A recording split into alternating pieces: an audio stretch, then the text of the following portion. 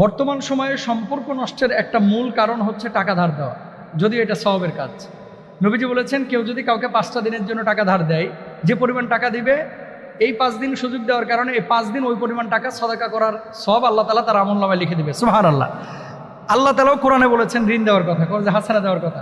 কাজ ভালো, কিন্তু মানুষ এগুলোকে আমরা নষ্ট করে ফেলেছি। কেমন? টাকা যখন ধার চায় আপনার আশপাশের মানুষগুলো দেখবেন সবার জবান কিন্তু মুখ দিয়ে রসগোল্লা ছুটে এবং কমিটমেন্টটা থাকে এরকম, আগামী রোববারের ভিতরেই টাকা দিয়ে দিব, আগামী মাসের 15 তারিখের মধ্যে দিবই দিব ইনশাল্লাহ, এরকম বলে থাকে, কমিটমেন্ট করে। টাকাটা দেওয়ার পরে দেখবেন যে সর্বপ্রথম আপনার নাম্বারটাই ব্ল্যাক লিস্টে। কারণ কি? এখন ফোন দেন, কুট করে কেটে যায়। ওই যে বারবার টাকা যাচ্ছেন, আর রোববার কয়েকশো কেটে গেছে ভাই, 15 তারিখ তো আসে না। ম্যাক্সিমাম মানুষ কমিটমেন্ট এখন ব্রেক করে।